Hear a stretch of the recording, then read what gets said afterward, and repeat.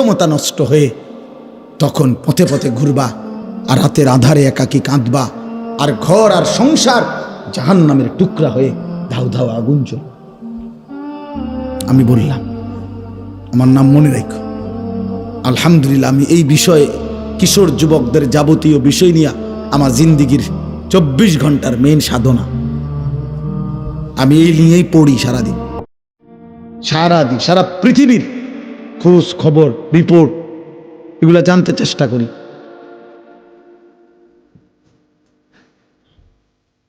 ওইখানে লিখছে, ওই কথাটা শেষ করছিলাম না, এই রিপোর্টে বলছে এরপরে, তাহলে বললাম যে বেশি অংশ কিশোর। এরপরে আরো আশ্চর্য জঘন্য কথা লিখছে যে এইডস আক্রান্ত যেই রোগী এই মুহূর্তে বাংলাদেশে, তাদের মধ্যে বড় অংশ, বৃহৎ অংশ সমকামী। খোদার কসম, মানে ছেলে ছেলে অপকর্ম করে। তার মানে এই কুত্তা নারী দেখতে দেখতে, মোবাইলে অশ্লীল ছবি দেখতে দেখতে 24 ঘন্টা এটা কুত্তার মতো হয়ে গেছে। এই জন্য এই কুত্তার দেরি করা সহ্য নাই, যেখানে যা পাচ্ছে ডানে বামে সব শেষ করে দিচ্ছে। কারণ এই তো কুত্তার মতো হয়ে গেছে নারী দেখতে দেখতে, অশ্লীল ছবি দেখতে দেখতে। তার তো শরীরের কোনো ভারসাম্য নাই, জীবনের কোনো ভারসাম্য নাই। ওর মা কিসের আর বাবা কিসের? ওর তো দরকার যৌন চাহিদা পূরণ। ওর আবার ইজ্জত কি, সম্মান কি? কত ওর বাবার ইজ্জত অনেক আগে কোরবান করে দিছে। কারণ ও প্রথম যেদিন চুল রাখছে মুশরিকের মতো, সেদিনে তো সে বলে দিছে, আব্বা আমার বাবা মূলত বেঈমান, তুমি না। প্রথম যেদিন 5 ওয়াক্ত নামাজ একদিন পুরা ছেড়ে দিছে, সেদিনে চাই না ফরমান, তার মাকে বলে দিছে, মা আমি মুসলমানের সন্তান না, মা আমি তোমাকে ত্যাগ করলাম। না তো মুসলমানের বাচ্চা কেমনে বেনামাজি হয়? মুসলমানের রক্তে কেমনে এক বেলা নামাজ না পড়ে একটা সেজদাও দিবে না? এত বড় জানোয়ার মুসলমানের ঘরে নলে ঘুমায় কেমনে? বলো মিয়া, এটা মেনে নেই কেমনে? এই কলিজায় মানি কেমনে? যদি কোনো দুনিয়ার মানুষও যদি বলে, বেটা আজকের 24টা ঘন্টা তোদের ভাত মাছ, তোদের ঘর সংসারের জন্য আমি সারাটা সময় শেষ করলাম, আর বিনিময়ে তুই আমার প্রতি একটা কৃতজ্ঞতা, একটা থ্যাংক ইউ দিলি না, তুই মানুষের বাচ্চা নি রে। দুনিয়ার মানুষ বলবে না এরকম? আমি যদি ওনার জন্য আজকের 24টা ঘন্টা আমি ওনার লেগে মনে করেন পরিশ্রম করলাম, বিনিময়ে ওনার মুখে আমি হাসি ফুটাই দিলাম, আর এই নাফরমান লোকটা যদি আমার উপকার থেকে উপকৃত হয়ে আরেকদিকে ফিরে যায়গা, আমার কলজাটার মধ্যে মানবনি এটা, যে কিরে তুই মানুষের বাচ্চা নি, তুই লাগে আমি 24টা ঘন্টা এত কষ্ট করলাম, তুই কি তারে করলি? তুই তো আমার একটা হাসি মুখে বিদায়ও দিলি না, ভদ্রতাও দেখাইলি না। তো মহান আল্লাহ পাক 24 ঘন্টা পরে যেন বলে, এই নাফরমান বান্দা, আজকের এই 24টা ঘন্টায় এত বড় আসমান জমিন, চন্দ্র সূর্য, আলো বাতাস, রোদ বৃষ্টি, খাদ্য খাবার, চোখ নাক কান নিঃশ্বাস, হৃদয়ের স্পন্দন আমি দিয়ে তোকে আমি এত 24টা ঘন্টা লালন পালন করলাম, তোরে আমি আদর করলাম, আমি রব, আমি মালিক, তুই আমারে একটা সেজদা দিলি না, তুই মানুষের বাচ্চা। এই জন্য যদি মুসলমান মায়ের ঘরে জন্ম নাও, তো এখন আর রাতে গিয়ে ঘুমায়ও না, আজকের রাতে সেজদা দাও। যদি মায়ের পবিত্র রক্ত, পবিত্র দুধ পান করে থাকো, বুঝছো মিয়া? জীবন জানোয়ারেরও পার হয়, রাত কুত্তারও ভোর হয়, রাত শুকুরেরও ভোর হয়, দিন কুত্তারও সন্ধ্যা হয়, সারা দিনের খাবারের চাহিদা জানোয়ারেরও পূরণ হয়, ঘুমের চাহিদা জানোয়ারেরও পূরণ হয়, থাকার ব্যবস্থাপনা কুত্তাও কোনো জায়গায় বারান্দার মধ্যে, রাস্তার কোনো কিনারায় শুয়েই থাকে, একখানে না একখানে পার হয়েই যায়। জীবন একভাবে না একভাবে পার হয়েই যায় আব্বা, আখেরাত পার হবে না বাপ। আখিরাত পার হবে না আব্বা। অস্থিরতার কারণে আমরা বললাম, কষ্ট পাইবা, হাসলে কিংবা কাঁদলে, সুখে কিংবা দুঃখে মৃত্যু হয়ে যাবে, মরেই যাব আমরা, আজ কিংবা কাল। নাম ঘোষণা হবেই, মাইকে এলান হবেই, আজ সে মরল, আগামীকাল আমি মরলাম, এমন আর কি। আমরা কিতাবে পড়ছি, এক বুজুর্গ এক আল্লাহর ওলির একজন মুরিদের সাথে নিয়ে উনি দাঁড়ায়া ছিলেন রাস্তার পাশে। তো এই সময় একটা লাশের খাটিয়া নিয়া ওইখান দিয়া মানুষ যাচ্ছিল। তো ওনার মুরিদ ওনার পিসা হুজুরের সামনে বলতেছিল, ওই আল্লাহওয়ালার সামনে, যে ইন্না লিল্লাহি ওয়া ইন্না ইলাইহি রাজিউন। আহারে কার জানি লাশ, আহারে কার জানি জানাজা, সে বলছিল আর কি। তখন আমরা কিতাবে পড়ছি, ওই বুজুর্গ সাথে সাথে চোখের পানি ফেলে দিয়ে বলছে, হয় তোমার লাশ নয় আমার লাশ। মানে এটা ভাবো, আজ হয়তো তার লাশ, আগামী দিন আমার লাশ, তারপর দিন তোমার লাশ। সিরিয়াল আসবে, নাম ঘোষণা হবেই, আজ না হয় কাল। প্রতিদিন প্রিয় ভাই, প্রিয় ছেলে, প্রিয় বাবা, প্রতিদিন তোমার বয়সী যুবক মৃত্যুবরণ করে। প্রতিদিন রোড অ্যাক্সিডেন্টে কিশোর যুবক মারা যায়। প্রতিদিন মোটর সাইকেল অ্যাক্সিডেন্টে কিশোর যুবকের পাও ভেঙে যায়। প্রতিদিন কবরে নওজোয়ান দাফন হয়, মাটিতে দাফন হয়, দাফন। এই জন্য মৃত্যু নিশ্চিত। ওয়াজাআত সাকরাতুল মাউতি বিল হক। আল্লাহ বলে, বান্দা মনে রেখো, সত্য সত্য মৃত্যুর যন্ত্রণা আসবে। ফালাউলা ইযা বালাগাতিল হুলকুম ওয়া আনতুম হিনা ইদিন তানদুরুন ওয়া নাহনু আকরাবু ইলাইহি মিনকুম ওয়ালাকিন লা তুবসিরুন। আল্লাহ বলে, বান্দা মালাকুল মউত আজরাইল যখন রূহটা টান দিবে আর কণ্ঠনালীর কাছে যখন আয়সা আটকায় যাবে, তখন ছটফট করবে, আর তোমাদের আত্মীয় স্বজন চারিদিকে অবাক নয়নে তাকিয়ে থাকবে। আমি আল্লাহ তখন সেখানেই থাকব। যদি কারো ক্ষমতা থাকে তো তোমাদের ওই মুমূর্ষ মৃত্যু পথযাত্রী ব্যক্তিকে তোমরা নিয়ে নাও, আমি আল্লাহ তাকে এখন মৃত্যু দেব, তোমরা পারলে রেখে দাও। আল্লাহ চ্যালেঞ্জ করছে, ফালাউলা ইন কুনতুম গায়রা মাদিনিন। আল্লাহ বলেন, যদি বলো আখিরাত হবে না, যদি মনে করে থাকো না ফরমান পরকাল বলতে কিছু নাই, তারজিউনাহা ইন কুনতুম সাদিকিন, তাহলে তোমাদের স্বজনকে ফিরিয়ে রাখো।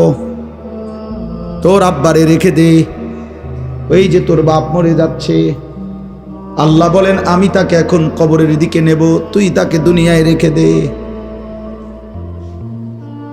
আমি এখন তাকে মৃত্যু দেব, তুমি পারলে বান্দা তাকে রেখে দাও। পারবা তো বাপ? কথা বলে না। হাত্তা ইদা জাআ আহাদাহুমুল মাউতু ক্বালা রাব্বিরজিউন। আল্লাহ বলে, যখন নাফরমানের মৃত্যুর সময় হয়, আজরাইল যখন এসে সামনে দাঁড়ায়, তখন নাফরমান চিৎকার দিয়ে বলে, আল্লাহ একটা বারের জন্য আমারে দুনিয়ায় থাকতে দেন, আর কিছুদিন থাকতে দেন, লাআল্লি আমালু সালিহান ফীমা তারাকতু। যে আমলগুলো আল্লাহ ইতিপূর্বে করি নাই, সবগুলো নেক আমল এবার যদি থাকতে পারি করব। কাল্লা, আল্লাহ বলবেন না, কখনোই না। আল্লাহ আমাদেরকে বুঝ দান করেন। আমার ভাই, আমার বাবা, প্রত্যেককে বলি, আমাকেও বলি, আপনাকেও বলি, বয়স্ক চাচা আপনাদেরকেও বলি, আপনাদেরকেও বলি, গুনাহ ছাড়েন, গুনাহ ছাড়েন, গুনাহ ছাড়েন, গুনাহ ছাড়েন, গুনাহ ছাড়েন। এই দাদা চাচা, গুনাহ আগুন, গুনাহ। চা দোকানের আড্ডা বন্ধ করেন, নাটক সিনেমা দেখা বন্ধ করেন, টেলিভিশনের নর্তকী দেখা বন্ধ করেন, কথায় কথায় গালিগালাজ করা বন্ধ করেন, সুদের টাকা বন্ধ করেন, আব্বা কিস্তি লওয়া বন্ধ করেন। এই বুড়া মিয়া জাহান্নামে যাবেন, জাহান্নামে। জাহান্নামে।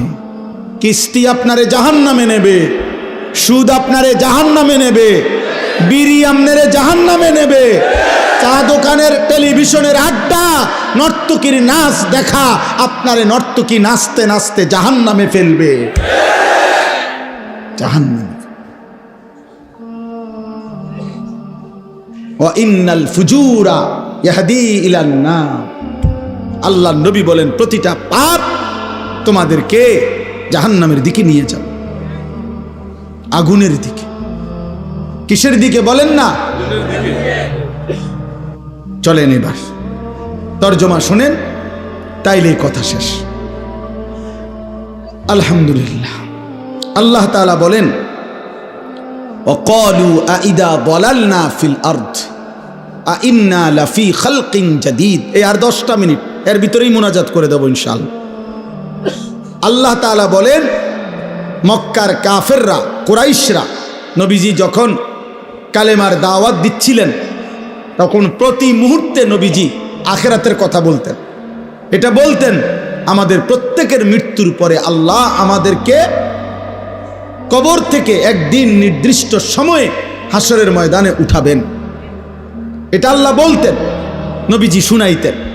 তো মক্কার কাফেররা, কুরাইশরা, তো মক্কার কাফের কুরাইশরা বলতো মুহাম্মদ যত কিছুই বলো, আমরা যখন মাটির সাথে মিশে যাব, কবরের অন্ধকারে হারিয়ে যাব, আমরা একদিন তো আমাদেরকে পুনরায় নতুন করে সৃষ্টি করে হাসরের ময়দানে উঠাবে। এটা কিভাবে সম্ভব?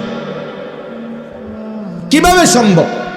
অর্থাৎ একটা জিনিস চিন্তা করে দেখেন, একজন ব্যক্তি কবরে, মনে করেন এখানে 500 বছর আগে কবর ছিল, তো 500 বছর পরে মাটি পাবে কই, লাশ পাবে কই, হাড্ডি পাবে কই, চামড়া পাবে কই?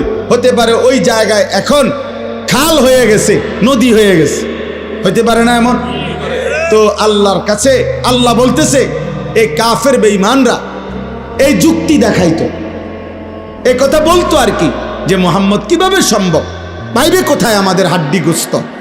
আল্লাহ বলেন হায় বন্ধু, আমি আল্লাহর ক্ষমতার ব্যাপারে এরা সন্দেহ পোষণ করছে, অথচ আমি জীবন দিলাম, আমি মৃত্যু দিলাম, তাহলে যিনি জন্ম দিলাম, সৃষ্টি করলাম, যেই আমি আল্লাহ আবার মৃত্যু দিলাম, তো সেই আমি আল্লাহ পুনরায় সৃষ্টি করতে পারবো না কেন?